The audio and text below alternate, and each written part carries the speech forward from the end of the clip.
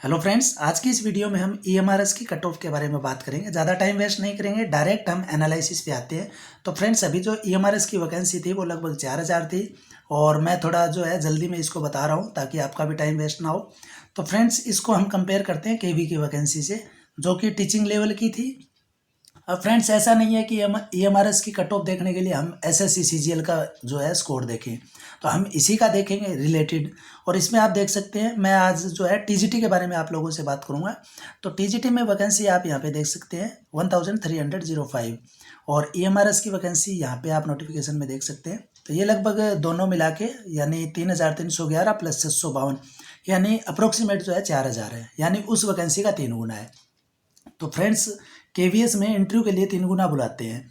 अब कुछ लोग होंगे कि ओबीसी, एससी, एसटी इनमें अलग अलग है और जनरल में जो है कम ज़्यादा, ये सब भी हम जो है इसमें डिस्कस करेंगे। तो फ्रेंड्स, मोटा मोटी जो आइडिया रहता है वो 3 गुना ही रहता है इसमें केवीएस में। और केवीएस का जो इंटरव्यू था उसकी कट ऑफ गई थी अप्रोक्सीमेट 75% फॉर जनरल जो कैटेगरी है। और सभी सब्जेक्ट का एक कॉमन बता रहा हूँ। अब किसी में 1-2% ऊपर गया है तो किसी में 1-2% नीचे गया, पर एक 75 का हम जनरल आइडिया मानते हैं, वो भी जनरल कैटेगरी के लिए। अब सपोज करो 75% मीन्स हो गया 100 में से 75। अब कोई बंदा अगर सिलेक्शन ले रहा है तो उसने अगर 75 अगर उसके क्वेश्चन सही है तो नॉर्मल सी बात है कि 25 उसके गलत हो गए अगर परसेंटेज में देखें तो। अब ये मत सोचना कि 180 का एग्ज़ाम था या फिर उसमें इंटरव्यू था। एक जनरल मैं बता रहा हूँ कि 75% था, और परसेंट का मतलब होता है 100 में से। और अगर 100 में से उसके 75 आ रहे हैं मतलब 25 गलत हो रहे हैं, क्योंकि केवीएस में नेगेटिव मार्किंग नहीं थी तो सबने 100 के 100 अटैम्प्ट किए होंगे। अब क्या होता है कि 25 अगर गलत हो रहे हैं, वही अगर हम फंडा इसमें लगाते हैं ये हमारा इसमें, अगर मान लो कोई बच्चा 100 के 100 क्वेश्चन अटैम्प्ट कर रहा है 100%, यानी टीजीटी में 120 है तो 120 को हम 100 में मानेंगे। परसेंट मतलब तो परसेंट ही होता है, आपको जैसे पता भी होगा, आप टीचिंग का एग्ज़ाम दे रहे हो तो मान लो अगर उसने पूरे के पूरे अटैम्प्ट किए हैं, अगर केवीएस की तरह उसके 25% गलत हुए तो उसके मान लो कि 75 सही और 25 गलत। अब 25 गलत है तो उसके नेगेटिव गए 6.25, तो उसका स्कोर कितना बनेगा 69 के अराउंड बनेगा, 68.75। एज इट इज़ हम केवीएस से इसको कंपेयर कर रहे हैं, क्योंकि केवीएस में 3 गुना बुलाया था और इसमें जो है वैकेंसी 3 गुना है। तो फ्रेंड्स, उसके बन रहे हैं 68.75। तो ये हो गया आपका मैक्सिमम कट ऑफ। अभी मैं इसमें से और कम करूँगा 68.75, ये आपका परसेंट में बता रहा हूँ। अब अगर 120 का पेपर हुआ है तो अब आप देख लो 68.75 कितना होता है, लगभग 84 से कम हो गया, यानी 83, 82, 83 इसके आसपास हो गया जनरल कैंडिडेट के लिए। अब हम उसमें से माइनस क्या करेंगे, जो लैंग्वेज में बाहर हुए हैं। और फ्रेंड्स, लैंग्वेज हमें लग रहा है कि उसमें 4 क्वेश्चन सही होने से हम पास हो रहे हैं। फ्रेंड्स, ऐसा नहीं होता है। अगर 10 क्वेश्चन है तो अगर किसी ने 5 किए हैं तो उसको 5 सही करने हैं, अगर एक भी गलत हो गया तो वो बाहर हो जाएगा। किसी ने अगर 6 किए हैं तो उसको भी 5 सही करने पड़ेंगे, अगर उसने 4 किए 2 गलत मतलब वो भी बाहर है।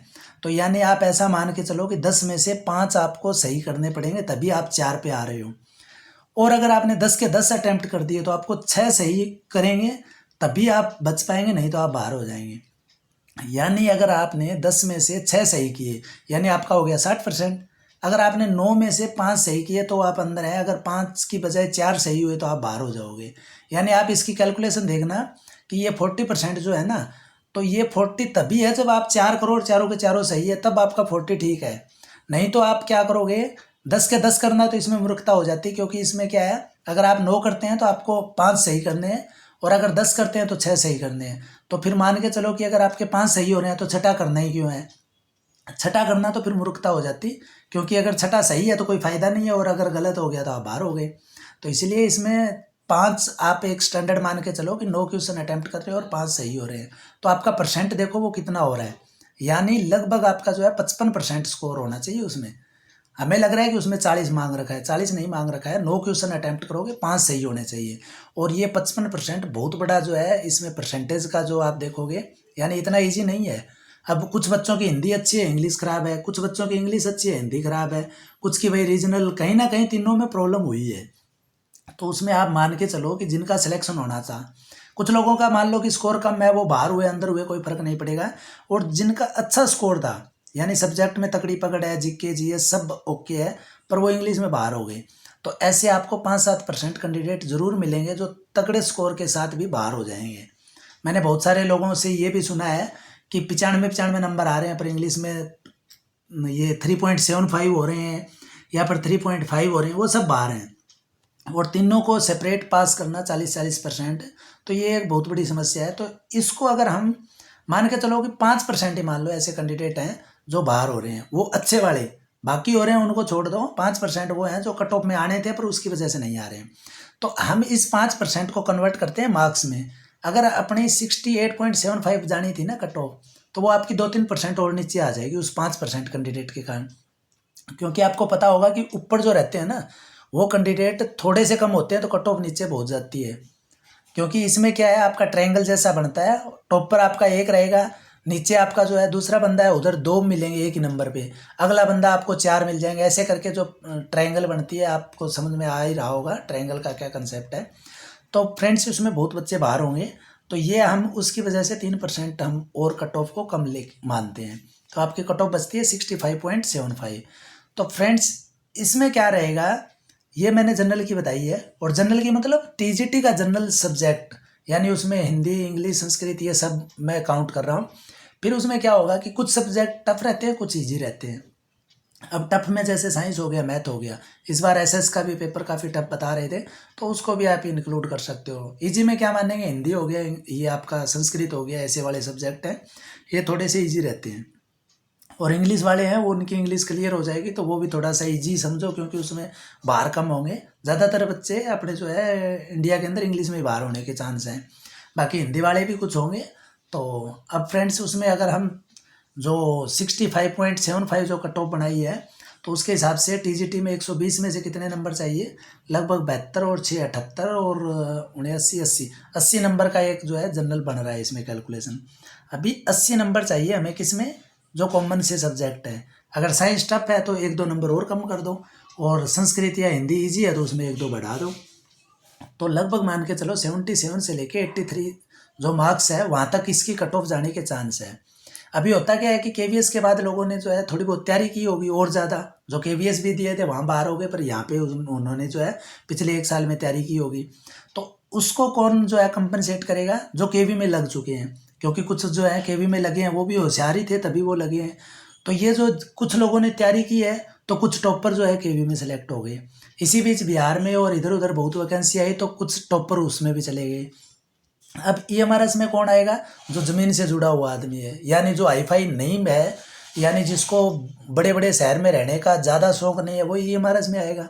यानी जो बड़े बड़े शहरों में रहेंगे वो ईएमआरएस में आएंगे नहीं, क्योंकि ये तो गांव में स्कूल रहते हैं ज़्यादातर, और थोड़ा सा जो है रूरल मतलब बैकवर्ड एरिया में थोड़ा सा मान सकते हैं। वैसे मैं भी गांव से बिलोंग करता हूं, तो ऐसा हम नहीं बोल सकते, बट फिर भी ईएमआरएस सबको पता है कि थोड़ा सा वो गाँव में रहता है।